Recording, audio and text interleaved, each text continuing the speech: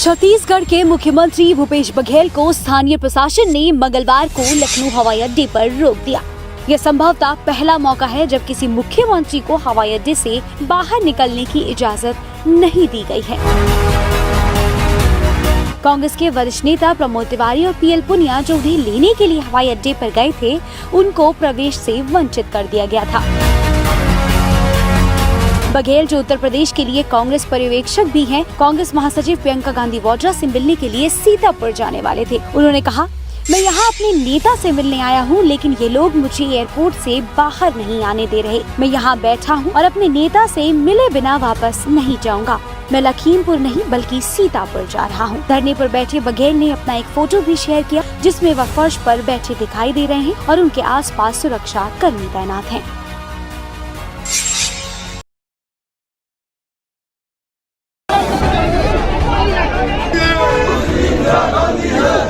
प्रियंका गांधी वाड्रा को सोमवार को सीतापुर में हिरासत में लेने के बाद मंगलवार को गिरफ्तार कर लिया गया।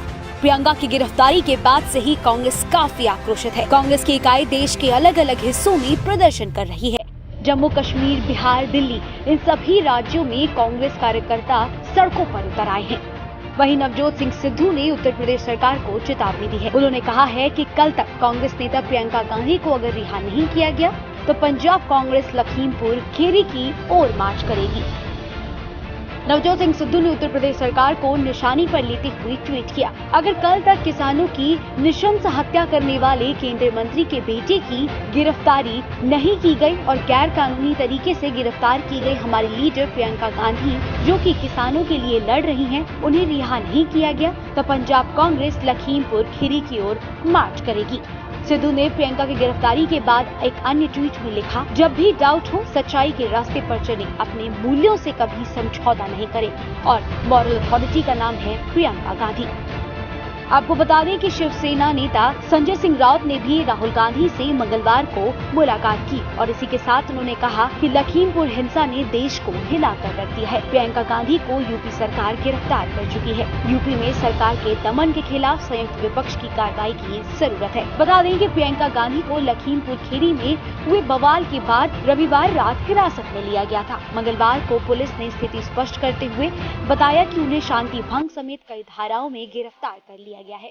सीतापुर गेस्ट हाउस को ही स्थायी जेल बना दिया गया। गेस्ट हाउस के बाहर सैकड़ों कांग्रेस कार्यकर्ता रविवार देर रात से ही जमे हुए हैं।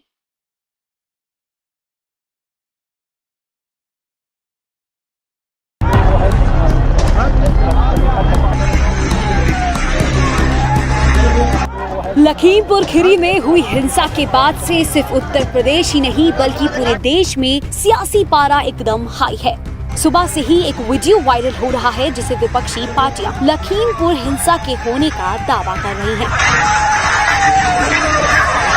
इस दिल दहला देने वाले वीडियो में साफ देखा जा सकता है कि कैसे तेज रफ्तार में एक गाड़ी किसानों को कुचलते हुए निकल जाती है। कांग्रेस, आम आदमी पार्टी, सपा समेत तकरीबन सभी विपक्षी दलों ने इस वीडियो को ट्वीट कर उत्तर प्रदेश सरकार पर हमला बोला है। हालांकि आईएनएस इस वीडियो की सत्यता की पुष्टि नहीं करता है। वीडियो में दिख रहा है कि बड़ी संख्या में किसान हाथों में झंडा लिए चल रहे हैं। इसी बीच सायरन बजाते हुए पीछे से आई जीप ने कई लोगों को रौंद दिया। जीप के पीछे भी एक एसयूवी निकली। तेज रफ्तार जीप की चपेट में आने से कई लोग चोटिल हो गए। एक बुजुर्ग जीप की टक्कर के बाद बोनट पर उछल गए और फिर जमीन पर गिर पड़े। अचानक हुई घटना से मौके पर अफरा तफरी मच गई।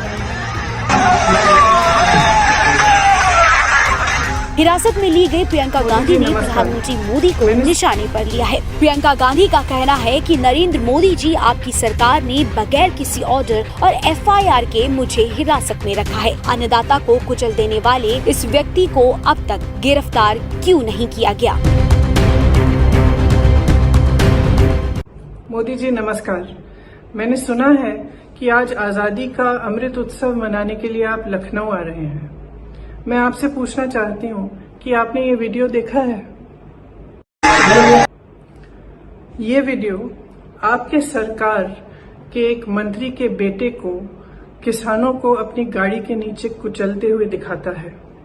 इस वीडियो को देखिए और इस देश को बताइए कि इस मंत्री को बर्खास्त क्यों नहीं किया गया है और इस लड़के को अभी तक गिरफ्तार क्यों नहीं किया गया है। मेरे जैसे विपक्ष के नेताओं को तो आपने हिरासत में बगैर किसी ऑर्डर, बगैर एफआईआर के रखा है। मैं जानना चाहती हूं कि ये आदमी आजाद महीनों से त्रस्त है, अपनी आवाज उठा रहा है और आप उसको नकार रहे हैं। मैं आपसे आग्रह करती हूं, लखीमपुर आइए ना, जिन्होंने आजादी दिलवाई, जो अन्नदाता है इस देश का, जो आत्मा है इस देश का, उसकी पीड़ा समझिए। इस वीडियो को साझा करते हुए आम आदमी पार्टी के नेता संजय सिंह ने भी सरकार पर निशाना साधा है। संजय सिंह ने वीडियो को शेयर करते हुए लिखा कि क्या इसके बाद भी कोई प्रमाण चाहिए। जय हिंद साथियों, पिछले 30 घंटे से मुझे मेरे साथियों के साथ आदित्यनाथ जी की पुलिस ने सीतापुर के विसवा में हिरासत में रखा हुआ है। मेरा अपराध क्या है, मेरा गुनाह क्या है, ये कोई बताने को तैयार नहीं है। लेकिन कल जो वीडियो सामने आया वो निश्चित रूप से हिंदुस्तान की आत्मा को हिलाने वाला वीडियो, वो निश्चित रूप से ये बताने वाला वीडियो है कि आजादी के 75 साल के बाद देश के अन्नदाताओं की कीमत सत्ता की निगाह में कीड़े मकोड़े से ज्यादा कुछ नहीं है। मंत्री की गाड़ियां किसानों को किस निर्ममता के साथ कुचलती हुई, रौंदती हुई, उनकी हत्या करती हुई जाए। आप बताइए, क्या अब तक आदित्यनाथ जी की पुलिस ने मंत्री को गिरफ्तार किया? क्या अब तक मंत्री के बेटे की गिरफ्तारी हुई? क्या अब तक हत्यारों की कोई गिरफ्तारी हो पाई? पिछले 30 घंटे से शोक संवेदना व्यक्त करने में जाना चाहता हूं। मुझे मेरे साथियों के साथ यहां पर पुलिस हिरासत में रखा गया है, लेकिन अपराधी, हत्यारे खुलेआम घूम रहे हैं, उनके खिलाफ कोई कार्रवाई नहीं।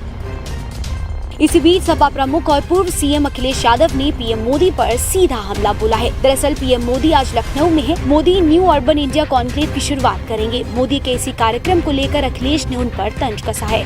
अखिलेश ने ट्वीट कर कहा कि ये महोत्सव का समय नहीं है। अखिलेश ने ट्वीट कर लिखा, यूपी किसानों की हत्यारों को लेकर शोकाकुल है, ये महोत्सव का समय नहीं है। गौरतलब है कि लखीमपुर खीरी में हुई हिंसा में 9 लोगों की अब तक जान चली गई है और सोमवार को किसान और प्रशासन के बीच समझौता भी हुआ, लेकिन ये मामला अभी ठंडा नहीं हुआ है और विपक्षी दल इस मुद्दे को लेकर सरकार पर निशाना साधने का कोई मौका नहीं गंवा रहे।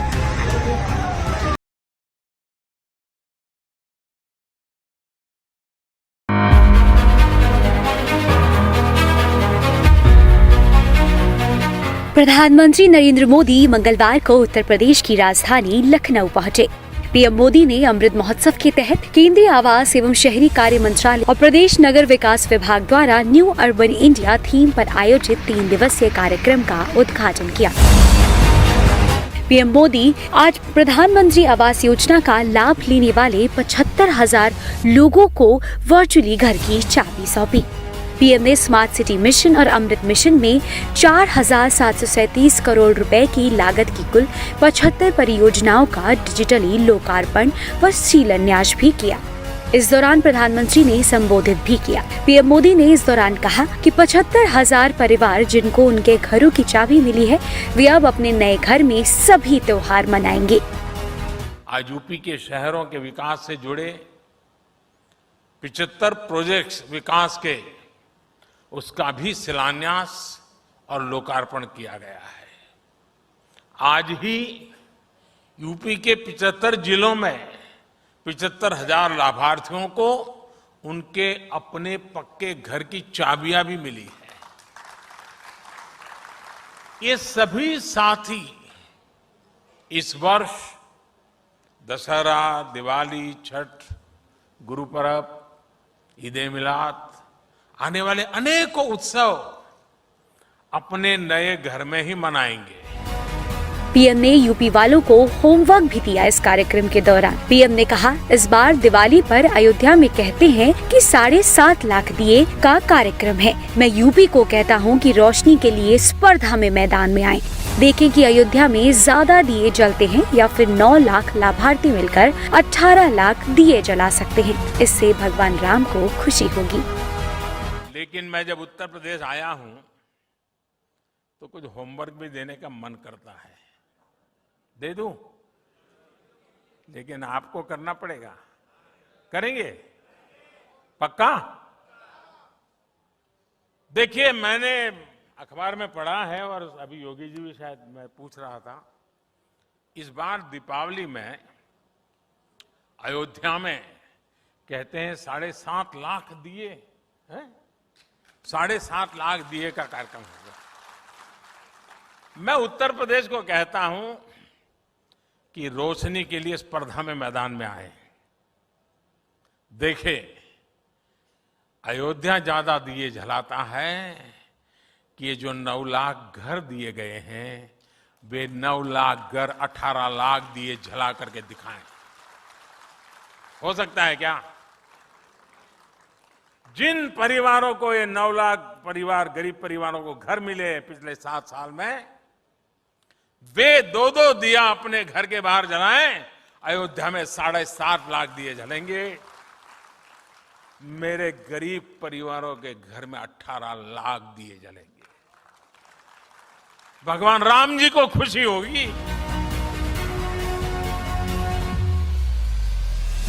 इसी के साथ पीएम ने ये भी कहा कि पीएम आवास योजना के तहत ज्यादातर घरों का मालिकाना हक महिलाओं को मिला।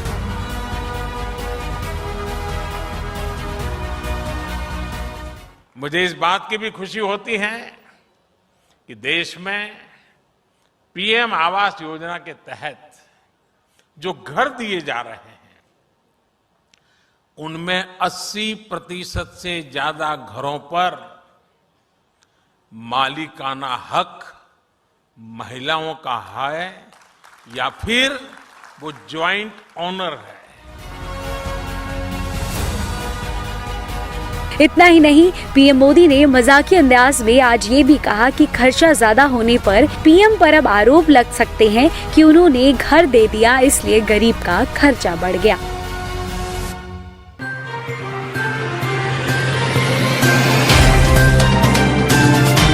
Subscribe now and press the bell icon. Never miss an update.